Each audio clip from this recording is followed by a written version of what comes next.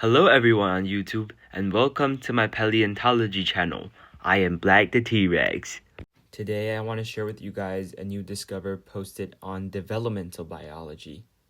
Well, as we all know, Archaeopteryx is basically the poster child of bird evolution, a 150 million year old fossil that's supposed to be proven birds came from dinosaurs.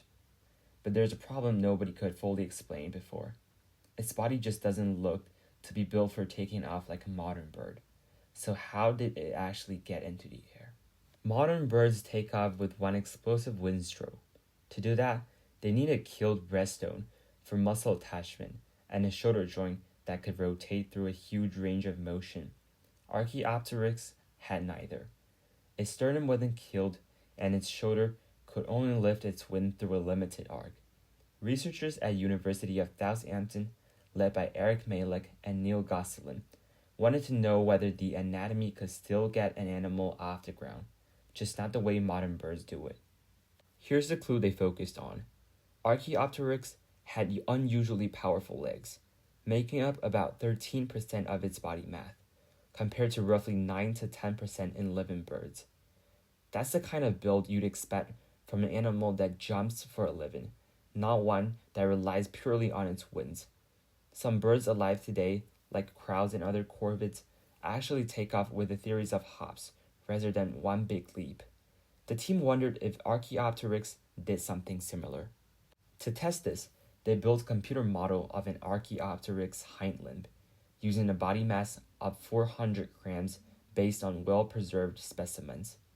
Since nobody has ground reaction force data from an actual Archaeopteryx, they borrowed real measurements from a living bird instead, the zebrafinch, recorded during its own takeoff leaps, and scaled the forces, joint angles, and muscle capacity to fit Archaeopteryx proportions. They even cross-checked the model using data from a carrion crow, which is close to Archaeopteryx in size.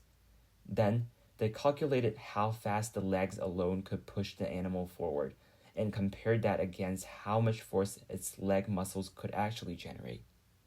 The numbers came out surprisingly workable. A single leap could get Archaeopteryx moving at about 2.98 meters per second, and its ankle muscles were operating right at their limit to make that happen, which is actually what capped the maximum speed. But one leap alone isn't nearly fast enough. Birds need roughly 7 meters per second to sustain flight. So the model ran 3 different scenarios. Take 3 straight hops with no wind help at all, and by the third one, the bird is already moving at 6.66 meters per second, needing just a small assist from the winds to cross the finish line at 7 meters per second. Or take 2 hops with the wind flaps squeezed in between, and the bird reaches about 6.25 meters per second after the second push, hitting flight speed in roughly a third of a second. Either path gets Archaeopteryx airborne using legs that, according to this model, was fully capable of the job. The team also stress tested their own assumptions, shifting the estimated center of mass between 2.87 and 3.12 meters per second. Moving the point where the foot pushes against the ground had a bit more effect, dropping the range down to 2.85 meters per second at its worst. Even in that slowest case, Archaeopteryx would still have enough speed for its wings to take over and extend the flight.